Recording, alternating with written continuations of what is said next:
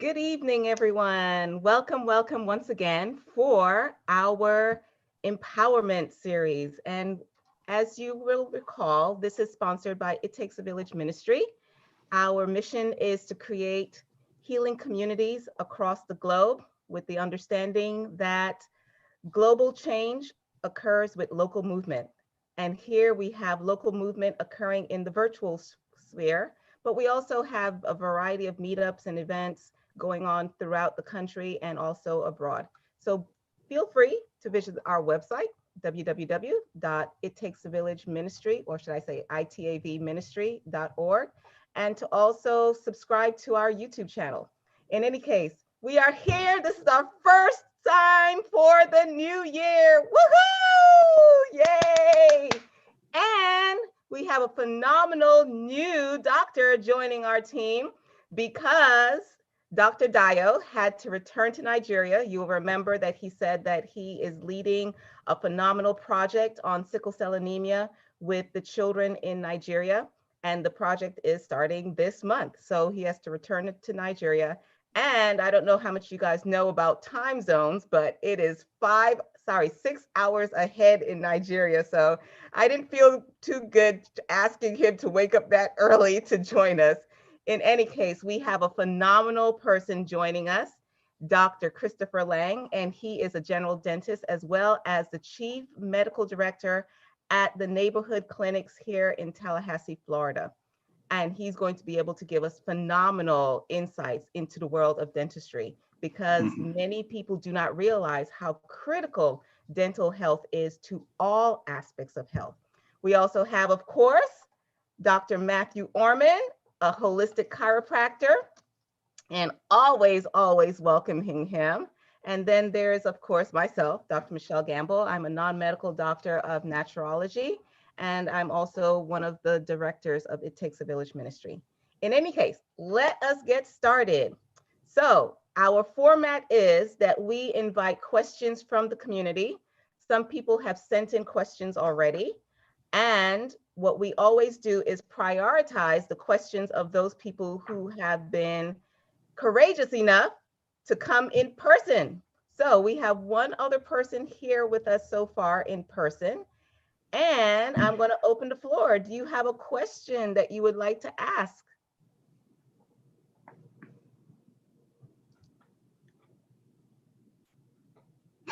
No, not yet. Okay. And we have someone joining us right now. And I know this person had a question. He emailed it in, but I'm going to open it up to see if he would like to ask the question in person. So Richard, would you like to ask the question in person, or would you like for me to read the question from what you wrote? If you already have the question that I wrote, then you can read it. Otherwise, I'll do it in person. Oh, okay. Well, I'll read what I have that you sent me, and then you can always add to it. Okay. Sure. And I'm sure that our panelists may ask more clarifying questions. In any case, we have the advice is sought. We have a son who believes deeply that unless his parents both get vaccinated against COVID-19, that his mother is in grave danger of contracting and succumbing to the virus. He insists on, he insists to the extent that he said, unless we both receive the vaccine, that he will be barring us from being with his family for our health and safety, not for his family's safety. It's a boundary. My wife has chronic respiratory issues, primarily serious asthma, making her very susceptible to contracting illness by exposure and overexertion. This is exacerbated by allergies and resistance or adverse reactions to various medications and preservatives. Example, metabolic sulfites and MSG. We are very concerned that this vaccine was rushed into emergency availability without sufficient testing for long-term effects on those vaccinated, and that it may be very dangerous, perhaps life-threatening to her if she takes the vaccine. We're torn between wanting to be safe and wanting to take the vaccine to avoid exile from our son and grandchildren. Woo, that's a heavy one. That's a heavy one to start us That's off. a big one, huh? That's a big whamma jamma, but I have complete confidence in our panel. And so I'm going to open it up and see if anyone wants to jump into that pot first. I can feel the temperature starting to rise as you're reading that question. Yeah. So, Dr. Matt, Sure. Dr. Matt, Dr. Laing, who wants to jump in first? Gosh, I'll let Dr. Matt take that one. I'll go into it a little bit. This is Richard, Okay. is that correct? Yes. Right, Richard and my wife, Kate. Pleasure to meet Kate. you both. Good Thank to you. meet you. Thank you for joining us, and our hearts go out to you. This is not a singularity issue. This is happening in many families across our country and around the world. So our hearts are with you and your child. That's a tough position to be in. What's your guys' feelings? We kind of heard some nice medical logic. What's your feelings towards his request? I'm going to say one thing is that I don't usually have any problem reacting to vaccinations. So, and I haven't had, my immunity is really good. I haven't had any COVID symptoms the entire time. And so I wouldn't be too concerned if I took it, but I certainly don't want to put a should on my wife that she should take it. Yeah. So let me see if I understand this correctly. You are okay taking the vaccine for yourself, but you are concerned about your wife taking the vaccine. Well, I'm not sure the vaccine will do me any good, but I don't think it will do me any harm. Okay. Interesting. Yeah, indeed. Okay, Dr. Matt. And Miss Richard, what's your first name? I'm sorry. Kate. Kate. Kate. Well, so same question. What's we got a brief outline of your medical history. What's your feelings in regards to the vaccination? Is that the caution you're feeling as well? I have some mixed feelings about it. My body has reacted very, very strongly to, like, if they say 98% of the people don't react to this, I'm in the 2%, Yeah. I've reacted really strongly, had hallucinations from medication that the doctor gave me. Ooh, that's that scary. usually doesn't cause that. And so I'm hesitant.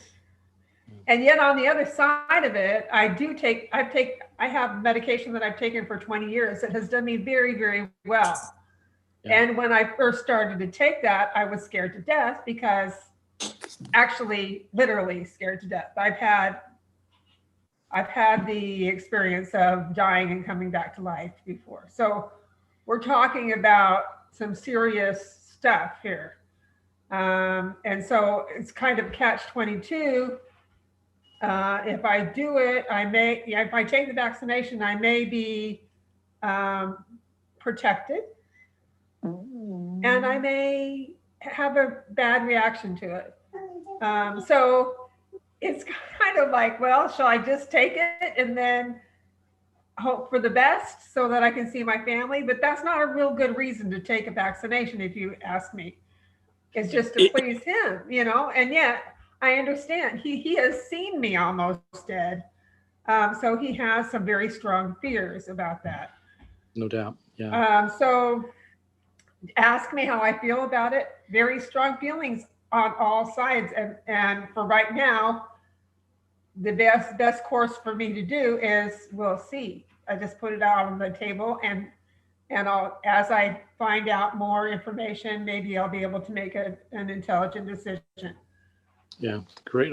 I mean, you've given us so much, so thanks. I acknowledge where you've been and what you're doing, and we could spend the next hour talking about your near-death experience. That would be super fascinating, but we won't because that's not your question. I asked on purpose about feeling because this feels like an emotional issue. Yes. More than anything else. Yeah. And as a medical provider, we try to, and the way we approach the body is through the lens of science, And I think science is kind to us in that it allows us to stand in the position of objectivity. And so if I could just sidestep, and I know that's probably not fair, but sidestep the emotional charge that's in there. The word exile, that's an emotionally charged statement, super charged. It's like saying we use this language all the time. We say, oh, I don't want to throw you under the bus. Right. And there's no bus. There's no bus to be thrown under. Yes. And yet we charge this up with our language. And so from an emotional standpoint, it's going to be impossible to really get into the heart of what we need to talk about.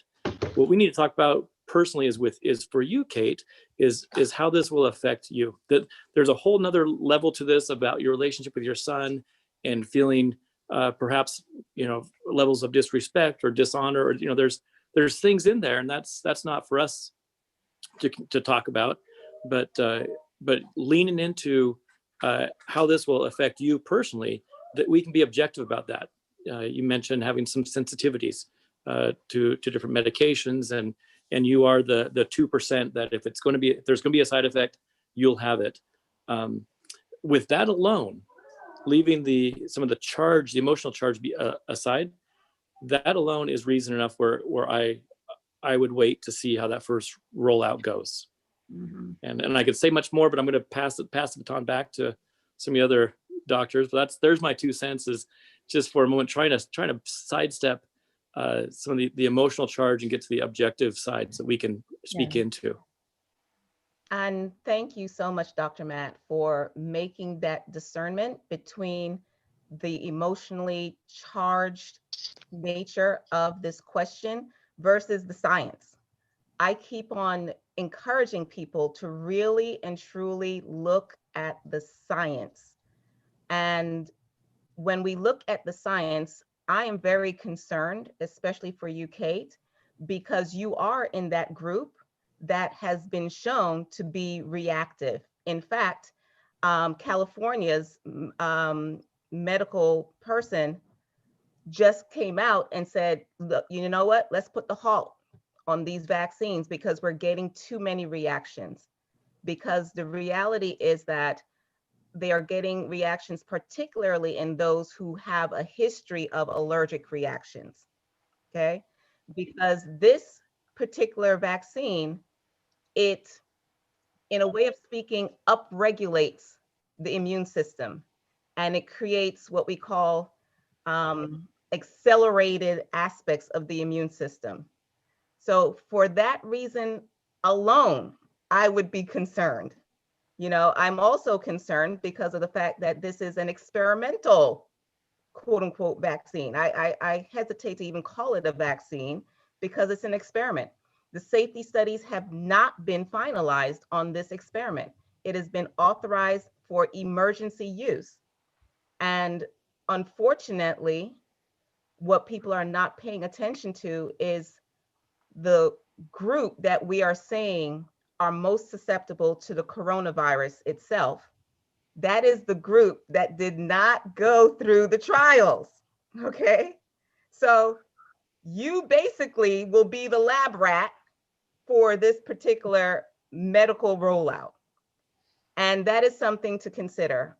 I think it is very unfortunate that we are abusing our elderly and intimidating our elderly to sacrifice themselves, quote unquote, in the name of science. And this is happening throughout the world, where families are being torn apart and they are being intimidated. Our elders, our seniors are being intimidated. One of the things that I would like to put on the table is, this is your life, my dear Kate. Yes.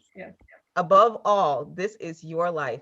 And the same way in which your son can go bungee jumping and fly out of an airplane and do all kinds of things to risk his own life. And you may, as a mother, be like, oh my God, oh my God, oh my God. But you don't say, oh, I will exile you if you go bungee jumping, or I will exile you if you decide to go parachuting, or if you decide to, jump off of whatever, with whatever crazy stunts that younger people can do. So that is where we are at this point, that I believe our seniors are not being heard. There are many seniors who don't want to be locked up in senior facilities. They want, there are a lot of seniors who say, you know what, these last couple of days, I don't know how many days I have left, but I would rather be with my family than be cooped up indefinitely. So I thank you very much for bringing up this topic that, as Dr. Matt said, is extremely emotionally charged and is dividing not only families, but nations throughout the world, where people are fearful to even talk about what their particular views are with regards to this issue, and for good reason. You have doctors who have lost their licenses.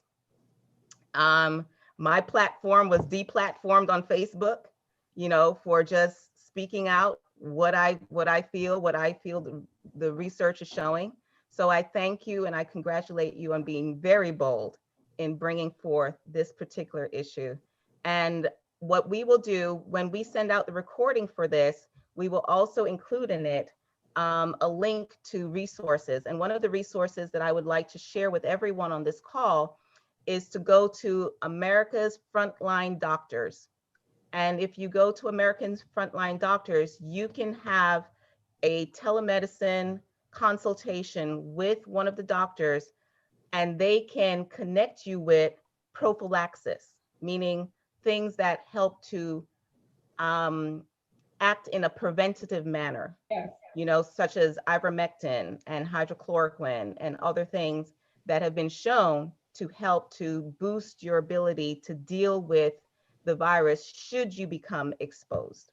So we will be sure to connect you with those resources that you would have access to. Thank you so much. You're very, very welcome, my love. Okay. All righty. Any other questions? We've got some more people joining us. Okay, go ahead. You can unmute yourself. Okay. Question. Yes, I just wanted to add the fact that I had the vaccine, Pfizer vaccine last Tuesday, and I've had no complications at all. But what I did, I took a Tylenol and a Benadryl when I went to take it. And I mean, I had no soreness. I had nothing. It was just like, it was probably better than the flu shot for me. So I just want to just add that it was, so far I'm still doing fine. But I also to get a text every day, sometimes twice a day, to just ask me how am I doing. So far I'm doing really great. I just want to just add that people know that it's not that bad. I'm just trying to just get through it as well. That's great. Thanks for sharing. Thank you for sharing. And some people will have no problems, but the reality is that most people don't have any problems with the virus itself.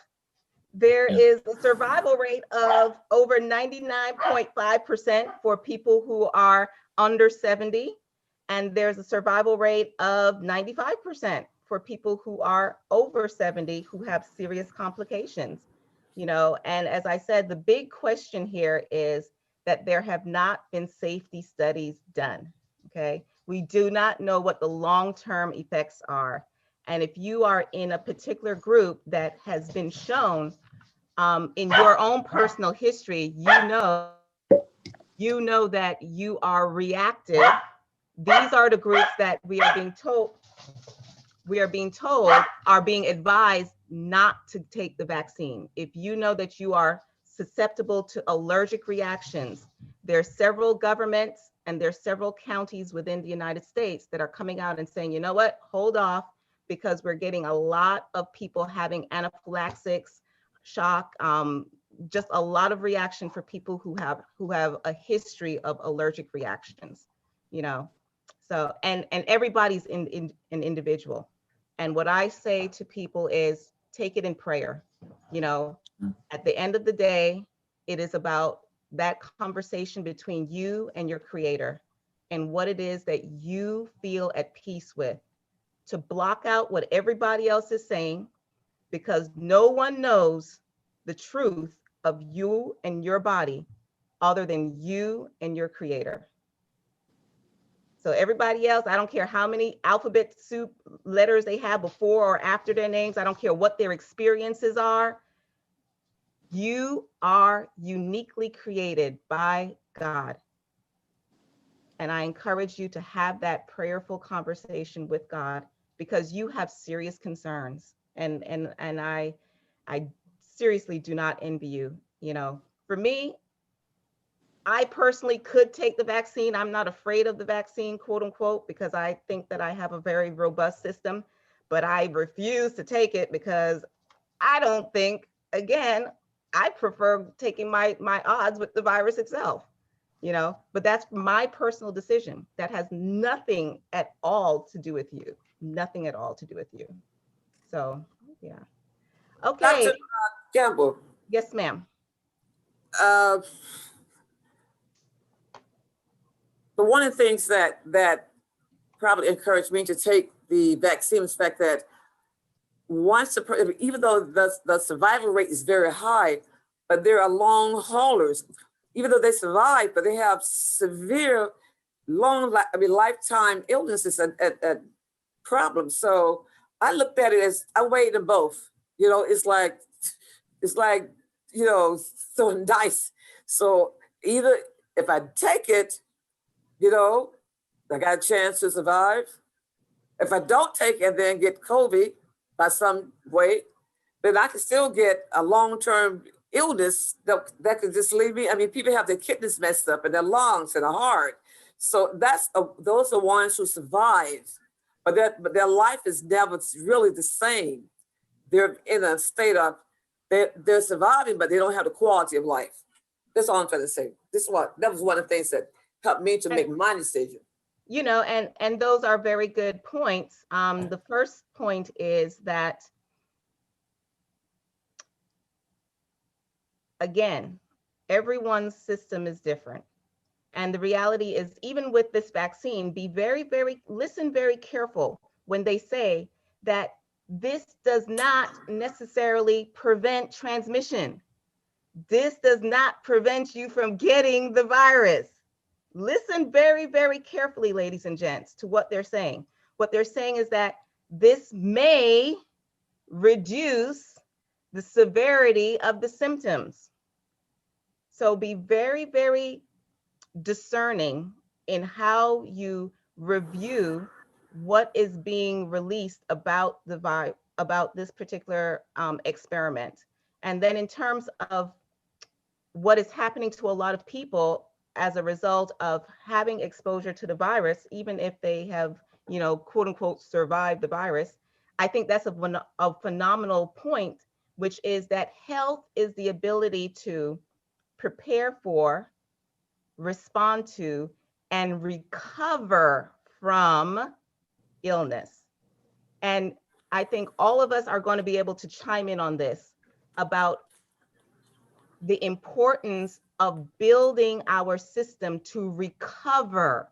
Yes. Just because you have gotten out of the crisis does not mean that you are healthy. And this is true of practically everything. I think Dr. Laing can talk about that from a dental perspective. That's why we have to talk about health. What builds health? And that is not a part of the discussion with any of these people about talking about the vaccine. Yes. They're not talking about how do you build health, because at the end of the day, that is what the real concern is. If you think that you're healthy, you're like, oh, well, whatever. But if you don't think you're healthy, that is the issue. It's not an issue of do I take the vaccine or not? The issue is how do we build health? So what I'm going to do is I'm going to pass it over to Dr. Laing to be able to share with us what are some things that we can do to build health from an oral perspective. Because when you go through the woods with any virus, it brings down your energy and it compromises your systems. So some of the consequences that we're seeing with COVID, we've seen with previous viruses, that people don't bounce back the way they could or should because they're not doing what needs to be done to rebuild the system. So Dr. Laing, I'm going to pass the hot baton over to you. The hot baton. Now, I'm going to say I really like that last point you made, because when we conceptualize what we do as professionals, we really don't heal anybody, and I don't necessarily think that the public sees us in that way. What we do is we come to understand how the body works, and then we help manipulate systems that already exist. And so, I like that point. We want to be able to respond appropriately, naturally, understand what's maybe hindering our ability to do that, and then put ourselves in a position so that we are able to heal. And I like that, recover. We talk a lot about, at least in my realm, a lot of the diseases that we experience, probably the more common diseases, decay, periodontal disease, they're all mitigated by bacteria. And so bacteria is going to incite inflammation if we don't keep it in balance. Because unfortunately, all of the bacteria that cause disease in the mouth are in the mouth already. And so when we think about how to be able to heal and respond and recover, we're trying to maintain balance in the mouth. So so everything that we promote patients to do, you need to have good hygiene, you need to have a good diet, you need to have, admittedly, there are some things that you can't help. If you are suffering from a chronic disease and you are on medication, some of those things you just can't help. At least in the immediate, if you're on medication and you're being managed by medication, I would not recommend just getting off your medication, but you would want to, at some point, try to, be able to not depend on it. But a lot of the things that we do are just trying to promote balance in the mouth. Hygiene, brushing, flossing, rinsing, balance. So I agree with that. And, I love what you're saying in terms of the balance, and the importance is for people to identify what are the areas or the systems that have been compromised and why. So if we go back to the viral component, if we go back to the bacterial component, we have to start to ask the question, why? If I start to develop cavities, the question becomes, why was I susceptible to developing cavities? My father has phenomenal oral hygiene. He did not have his first cavity until he was like 60 years old. Me, on the other hand, I had like 50 million cavities as a young kid. So the question becomes, what made my system more susceptible? Okay. And even after I got a cavity, got my filling, I didn't recover because I just went back and got another cavity, So the question becomes, what systems were compromised? So for those people who have gone through the experience of becoming infected with COVID, we have to ask, what systems were compromised before the exposure, and what systems were further compromised through the adventure of dealing with COVID? If those issues are not addressed, then you're going to have some serious issues for a long, long time, because you're running on low. You're basically running on gas fumes, not even gas. And so that's what I think is happening to a lot of people that have gone through this COVID exposure, that they're not replenishing the reserves. So one of the things that most people need to consider are things like glutathione. That is a supreme antioxidant that is depleted during the process of dealing with an infection. And we, as human beings, we don't produce our own vitamin C and things of that nature. So we've got to look at how do we replenish the areas that have been depleted. Dr. Matt, what you got for us? You kind of flipped on the side there. There you go. Uh-oh, you're muted.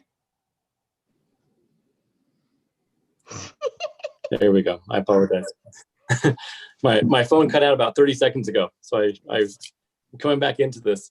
No I love this problem. conversation. I think it's very, very interesting. I do anchor in on the point about the body's healing. That we don't get to heal the body. We don't have to heal the body.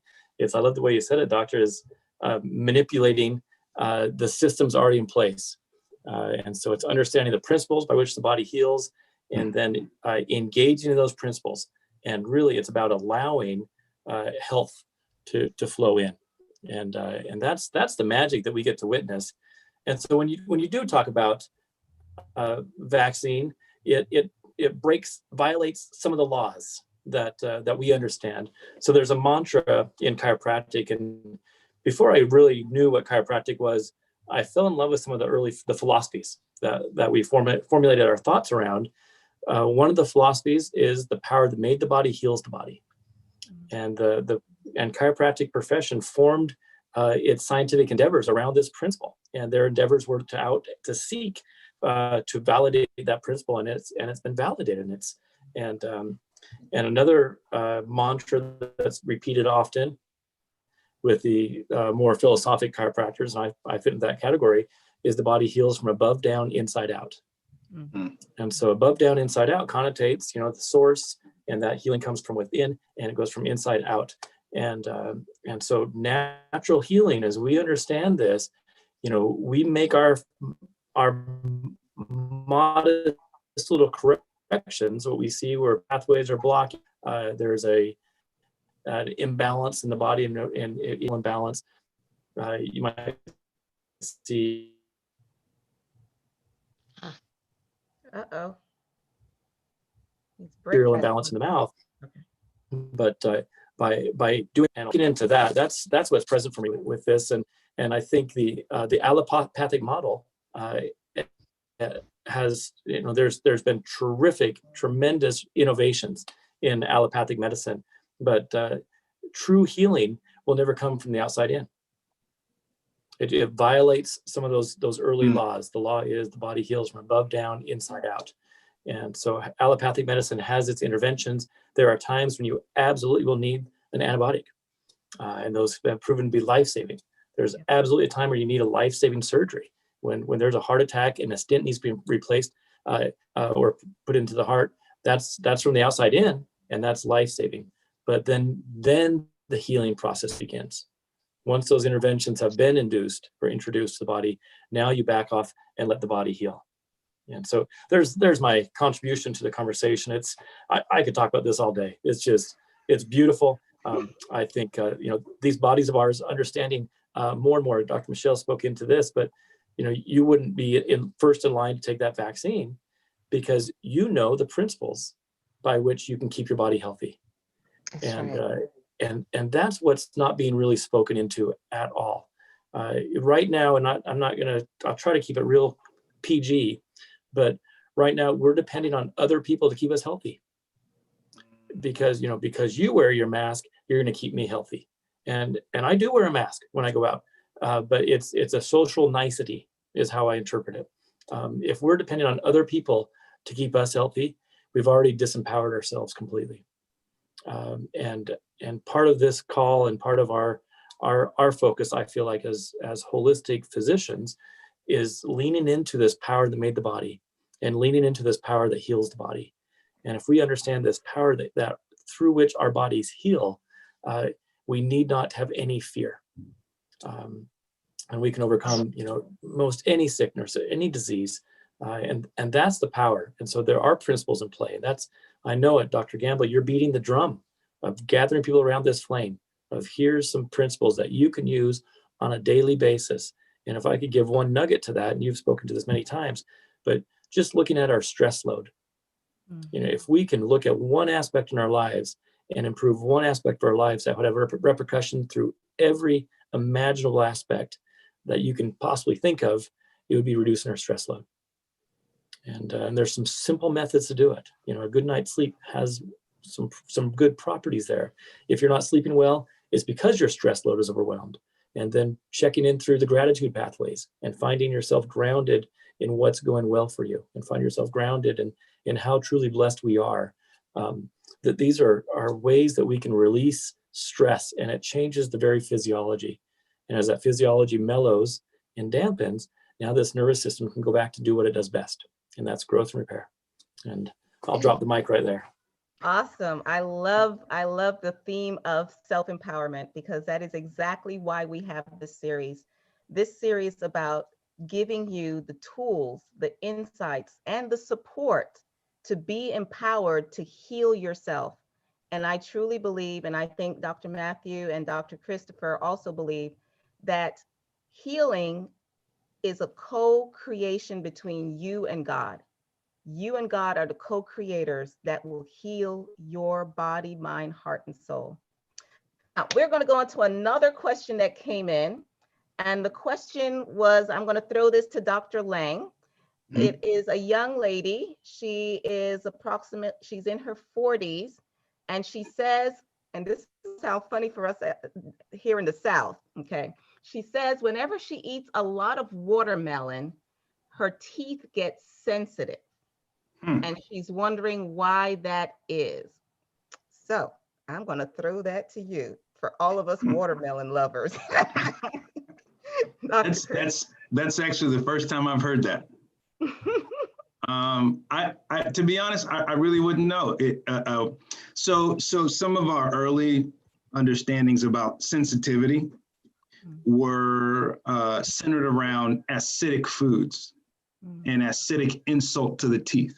Okay, so you may experience that from lemons, or a lot of my vegetarians, they make a lot of their own salad dressings, and they're typically citrus based,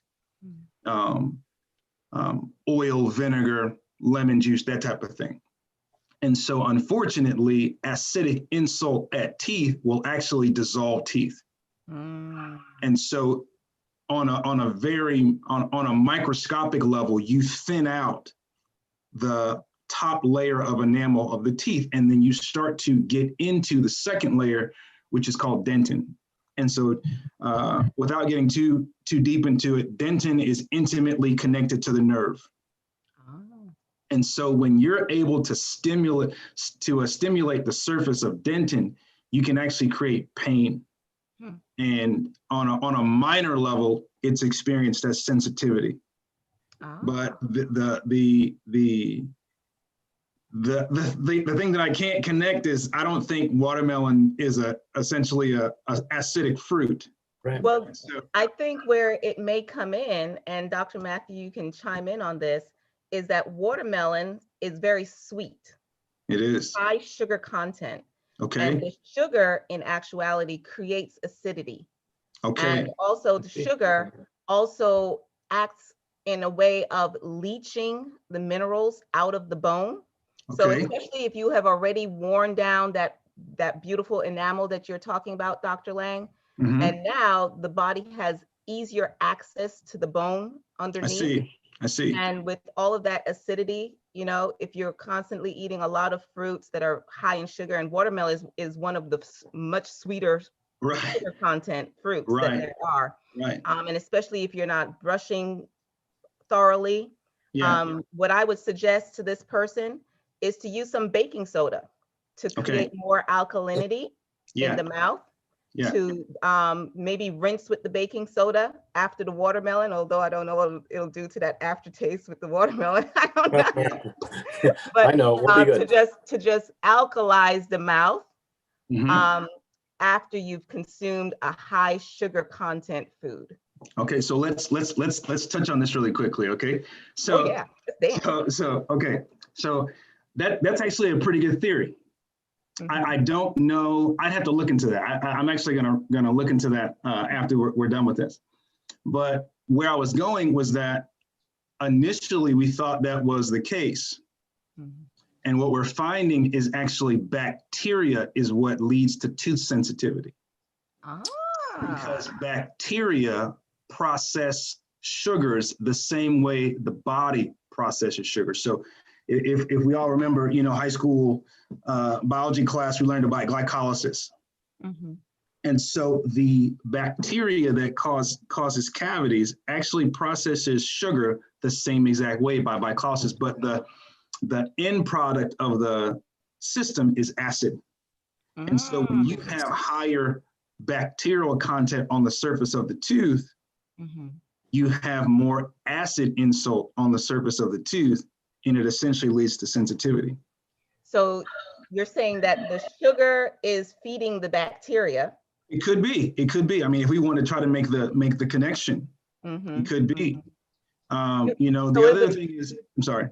So it would be interesting to ask this person if she also has, say, candida, you know, problems with Right. candida and things of that nature. Or more specifically, mutans.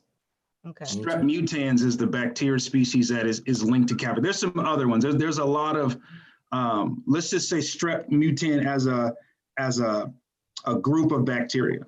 Mhm. But we know that those streptococci bacteria are the ones that actually cause cavities. So now what can she do? Because she says if she doesn't eat the watermelon, she's good. Good. So Yeah, absolutely. so Eat other it. than not eating the watermelon, are there other things that she can do to improve her oral hygiene Absolutely. to decrease the population of those bacteria that Absolutely. you're I talking mean, about? you're just giving me lovely segues here. Okay, so when you brush, floss, rinse, okay, there are inherent colonies of bacteria on the teeth, and all that you're doing is keeping bacteria loads low enough to not see disease. Because remember, all those bacteria are already at home in the mouth. They need to be there. They have to be there. You want balance. Mhm. It's imbalance that leads to disease. Mm, so having it too high. Exactly. Mhm. Directly. And when I say that, I mean, so there's one thing we really want to drive home is bacteria load. Okay. And accumulation of dental plaque. That within itself is the precursor to cavities, periodontal disease, gingivitis, bone loss, all those things. Because biofilm is an organized colony of bacteria. So if you can think about like you go to like Hopkins or one of these really nice delis and they have like 9-layer cakes. Think about that. No, seriously. Think about that as layers of bacteria. And so all the icing in between is biofilm, or let's say sludge. And so you Just get talking bacteria. about that is making my teeth ache. I love it. I need to go brush my teeth I right mean, now. it's a legitimate analogy, you know. And Yeah, so that's good. these colonies are actually layers and layers, microscopic layers and layers and layers and layers and layers of bacteria. And so if you're able to keep the surface of the tooth free, because you're going to brush it away, and then as the day goes by, it's going to accumulate again. So this is where we get all these recommendations. Hey, brush twice a day, brush 3 times a day, you know, those type of things, because you're just trying to keep balance. The other thing is that it's when you brush your teeth, the surface of the teeth that you can see is actually the only thing that you're reaching. And so brushing and flossing is a necessity, because where the teeth touch each other, a toothbrush can't reach. And so I know we have all these commercials about water flossers and floss picks and all these, you know, convenient ways to clean the teeth. But I'm telling you, a $2 box of floss, That's right. does night and day better Yes. than any $150 water flosser. I mean, it's insane. And so as long as you're getting physical contact on the surface of the tooth, removing the biofilm, removing the plaque, all of it, you know, everything else is basically just a deodorant and an antiseptic. It's being That's real, great. you know. And a hole in your pocket when it That's comes to it, your that's wallet. it. Mouthwash is an antiseptic. So think about it. When you go to your dental office, right? And they start to probe around your teeth. Okay, if you've ever had that, okay, you go get a cleaning. They have to take an assessment of where your tissues are. And so those probing depths are actually a measure of how high your gum tissue is attached to your tooth. And they typically, you know, they call out numbers 1, 2, 3, 6, 5, 3, you know, whatever. Everything 3, maybe even 4 and below is considered normal. I'll be down in a second. It's considered healthy. And the reason for that is because it's proven that a toothbrush can only clean 1 to 2 millimeters below the gum line. Floss can only reach 1 to 2 millimeters below the gum line, maybe 3 if you're really reaching. And even mouth rinsing will only get 1 to 2 millimeters. And so all of these things, you have to keep, what I'm trying to drive home is you have to keep the surface of the tooth clean. And you have to maintain that balance. And it has to be balanced. And well, understand, you're maintaining balance just by doing that, because you're not allowing bacteria and plaque to accumulate on the tooth. Awesome. And so as long as you're doing, now granted, I'm not going to say that's the whole story because it's not, but just in principle, you want to keep the surface of the tooth clean as long as you can, because just as soon as lunch comes around, there's still something to clean off. And just as soon as dinner comes around, there's something to clean off. Yeah. So now, Dr. Matt, we had one last question that I'm going to throw to you. I'm going to throw you this bone here.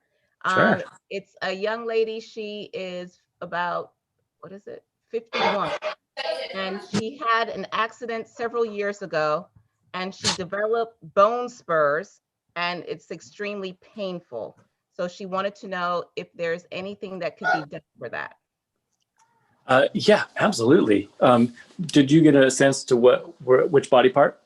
Is it neck? Is it knee, shoulder? And the principle will be the same. I can tailor some of the comments. Yeah, I think she said it's in the neck. Yeah. So essentially, if that joint has been damaged, and typically you can't damage a bone without damaging soft tissue. And so let's say that bone has been damaged, or that joint was damaged. The soft tissue around there will also have that damage, and the bones will heal. The muscles will heal as well, but they'll heal with constriction. And so no longer is that joint free to move. And when that constriction is there, blood flow just doesn't get to those areas very well. And so, the vitality of any tissue, including bone, including teeth, is the ability to access some blood, that we have delivery of oxygen and nutrients there. And so, there are some soft tissue techniques that can help expand that muscle tissue around. As that muscle tissue opens up, that joint spacing can indeed change. When that joint, we call it the articulating surfaces of a joint, as they approximate to one another, the body's defensive mechanism, it lays down thicker layers of bone. And eventually, over the course of some time, that we call it bone spurs or osteophytes. So it will form these osteophytes, and there's no amount of soft tissue work that can reverse the formation of that bone, those osteophytes. But as you get that soft tissue to relax and get blood supply back to the area, the reason it hurts is those tissues are screaming for oxygen. And so bringing oxygen and blood flow back to the area can certainly improve the vitality there. There are instances, and there's a lot of techniques to get in there.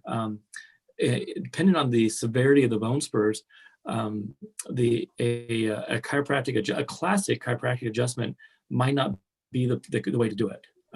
My approach is I work on muscles first, and then we look at assessing the joint stability, and we try to get the blood flow. So that's through acupuncture methods. Once we have those areas stabilized, then we'll see if that joint can actually move, which certainly would help. But there may be, if there's severe enough degeneration, prolotherapy, which is injectable, PRP, platelet-rich plasma, another injectable, or even stem cell into those areas can improve the vitality of some of the tissues around there. So there are certainly options. There's some decompression therapies that have proven to be effective as well, but I wouldn't neglect it. I know, and here's the thing, I think with a lot of our medical doctors, and I don't mean to disparage them at all today. It sounds like I did, and I was, but I'm not. A lot of them will say, oh, that's arthritis. You have to learn to live with it. And that's the last thing on earth that we need to do. There's no part of our body, regardless of age, that doesn't have the same ability to heal that our young bodies do. It's just young bodies have access to blood flow and oxygen and the nutrients that blood delivers. And if we can enhance blood flow and oxygen and the nutrients that blood delivers, our bodies know how to put all the pieces together to heal. Right. I think, Right. unfortunately, with this woman, she was just prescribed oxycodone, you know, Oh, See, and the that's, yeah, alternative to the oxycodone was to Yeah. be in pain. And so one of the reasons why she's working with me is dealing with the pain. So I truly appreciate what you're saying. So let me see if I understand this. Okay. The injury caused some kind of misalignment and damage, right? And then there was Certainly. inflammation, right? Yeah. And then the bones came in and started layering over each other. Yeah, and What triggered that? I'll add a distinction there a little bit. So anytime you've been injured, even let's say, well, I'll use a knee injury for an instance. I've had the privilege to work on a lot of athletes, so this is very common. If those ligaments become disrupted, the ligaments, their main job is to protect the joint, but their second job, equally as important, is to give proprioception or give stretch reception feedback. So based on that, on the stretchability of those ligaments are talking to the nervous system, and in real time, those muscles are told where that joint's at spatially and told how to coordinate movement. And so when a ligament is damaged, that muscle no longer is getting good communication. So it goes offline, and when in doubt, the body will stabilize a joint. Mhm. And so we stabilize it by splinting. So in the knee example, we've torn an ACL. Instantly, that muscle right in the back part, middle of the knee, called the popliteus muscle, will spasm. And people feel that so tight, and their upper calf will spasm because it's going to try to stabilize the knee. No longer is the ACL doing its job of stabilization. And so as that knee starts to heal and the ligament starts to come back, those muscles start to release. And typically it takes some manual therapy, getting in there and doing pressure point release or myofascial release to get blood back into the muscle to allow it to take a new shape. What I find is when a muscle has been contracted for an extended period of time, and I'm talking 2 or 3 days is an extended period of time neurologically, that becomes new normal. And so these muscles will tear, these ligaments will tear, and the fascia will also tear. And those tissues can heal. The fascia needs its own separate approach, but the soft tissue will heal, but it heals constricted. And so now a joint that had normal space heals, but it has constriction. So if we're using neck as the example, the vertebra above and below still have good range of motion, but that particular one that was insulted or injured has diminished its capacity. So no longer is it getting good blood supply, and it's finding the edges of its physiological range of motion quicker than the ones above and below it. So that's why the body will lay down thicker bone around there for protection. Oh, we have a question from Kate. Yeah, it was actually, this whole thing is coming together in my mind because aren't we talking about the same thing? We're talking about softening and relaxing so that the body can heal itself, right? Amen. I mean, that's what he was talking about with the neck and the knee, because our body have certain reactions, and if we know what they are, then we can work with that and allow the body to heal. So we're talking about the same thing. We're talking about the same thing in the virus and this. And for me, part of the softening is, boy, I love that son. Yeah. I love that son for his concern and his love for his mother. And so, and I feel that he can also relax that stance when he can understand about his body, about my body, about our relationship in the family. It's all the same thing. And it's just so wonderful to talk to you tonight because I realize, yes, I know that. That's my gratitude is my softener. Yeah. It is. It's a prescribed softener. And I'm taking it every day.